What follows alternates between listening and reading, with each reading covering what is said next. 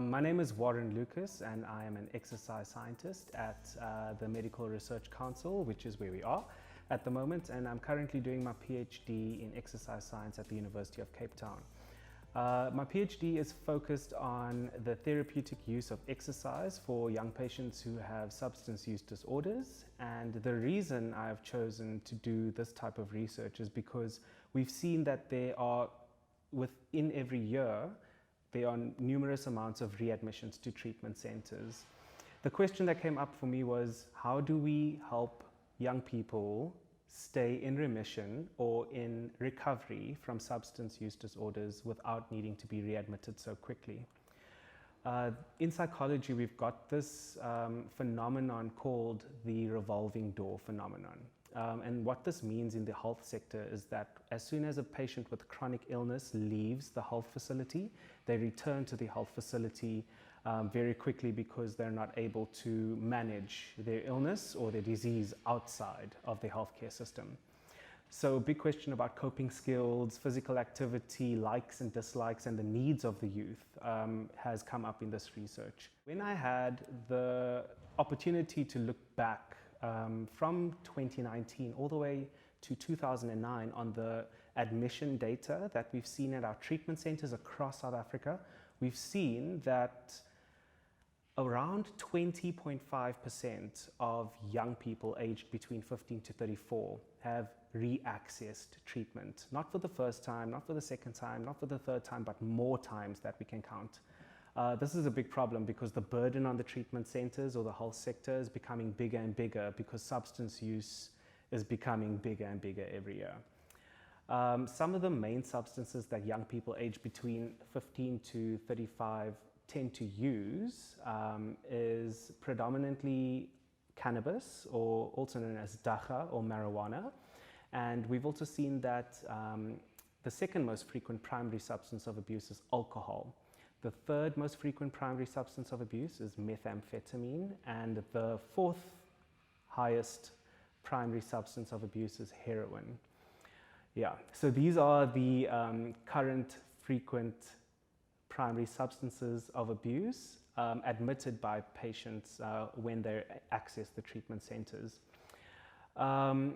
We have seen that there are more patients aged between 15 to 24 that are accessing treatment as part of the youth than patients who are aged 25 to 34. But this is almost proportional, it's almost even. In the last 11 years, we saw that there were 77,707 patients aged 15 to 24, and the cohort aged 25 to 34 was around 62,000. With all of this data, we are going to definitely use it to design a patient-centered therapeutic exercise intervention. South Africa is a large country, so we're going to focus on Western Cape first, and we're going to look at both inpatient treatment settings and outpatient treatment settings to kick us off. Some of the things that I take with me in my day-to-day research and scientific life is specifically the words from Nelson Mandela. He mentioned that the concept or the idea of sport speaks to youth in a language that all of us can understand. And that's something that's very important. Specifically because young people love to have fun. No matter if it's soccer, if it's CrossFit, if it's dancing, our young people in South Africa, they love moving.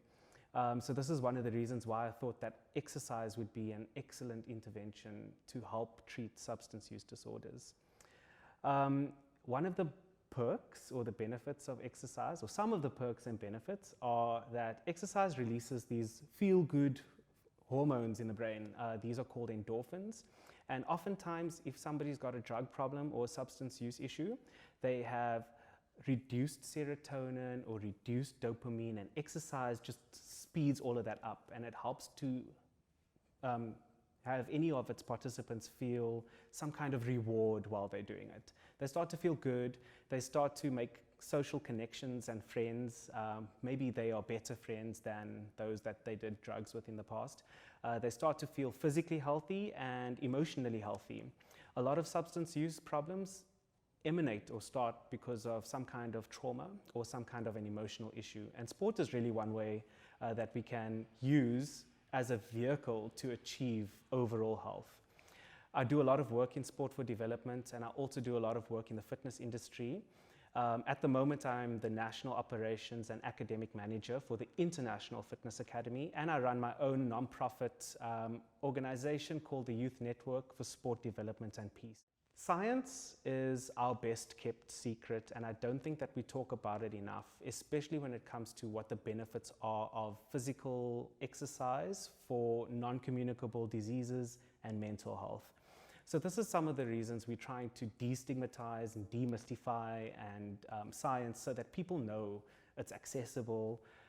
We are here to help each other, and we're not Eiffel Towered or pedestaled in any way, that we are a part of the community, and it is you guys that help us to be better scientists, and it's our job as scientists to help the people in the community to be better versions of themselves. And I'm just using sport and exercise as my vehicle for that.